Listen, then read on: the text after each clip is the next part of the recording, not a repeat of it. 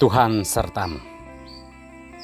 Inilah Injil suci Yesus Kristus menurut Markus, bab 16, ayat 15 sampai dengan ayat 20. Lalu ia berkata kepada mereka, "Pergilah ke seluruh dunia, beritakanlah Injil kepada segala makhluk. Siapa yang percaya dan dibaptis akan diselamatkan, tetapi siapa yang tidak percaya akan dihukum. Tanda-tanda ini akan menyertai orang-orang yang percaya. Mereka akan mengusir setan-setan demi namaku. Mereka akan berbicara dalam bahasa-bahasa yang baru bagi mereka. Mereka akan memegang ular, dan sekalipun mereka minum racun maut, mereka tidak akan mendapat celaka. Mereka akan meletakkan tangannya atas orang sakit dan orang itu akan sembuh." Sesudah Tuhan Yesus berbicara demikian kepada mereka, terangkatlah ia ke sorga, lalu duduk di sebelah kanan Allah. Mereka pun pergilah memberitakan Injil ke segala penjuru, dan Tuhan turut bekerja dan meneguhkan firman itu dengan tanda-tanda yang menyertainya. Demikianlah Injil Tuhan.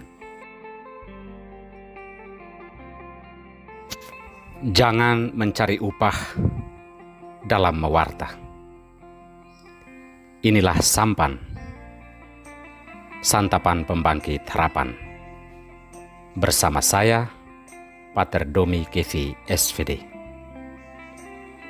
Saudara-saudariku terkasih, godaan terbesar dalam tugas perutusan sebagai pengikut Kristus adalah kebanggaan atau bermegah.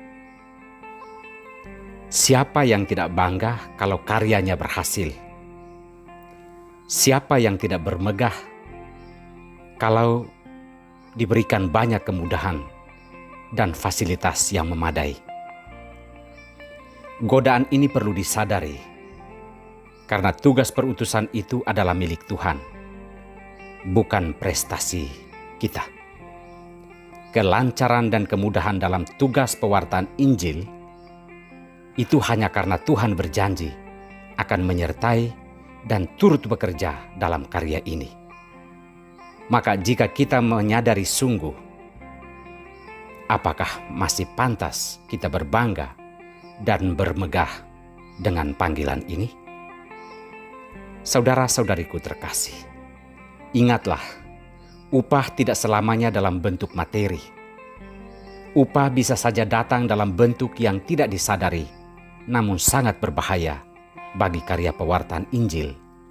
Semisal ingin dipuji, ingin dihargai, dan ingin memiliki kuasa serta peran. Bahaya-bahaya seperti ini sudah disadari sungguh oleh Rasul Paulus, bahwa walaupun secara pribadi ia memiliki banyak alasan untuk bermegah dan berbangga, namun itu tidak ia lakukan karena ia sadar bahwa ia hanyalah seorang utusan. Paulus juga sadar bahwa upah bekerja dalam konteks menjadi murid Kristus adalah bekerja tanpa upah. Dalam hal ini, Paulus menekankan kerendahan hati sebagai seorang utusan, bahwa kita ini hanyalah alat di tangan Tuhan untuk memenangkan jiwa-jiwa bagi Allah, bukan untuk menguasai banyak jiwa karena kemampuan diri.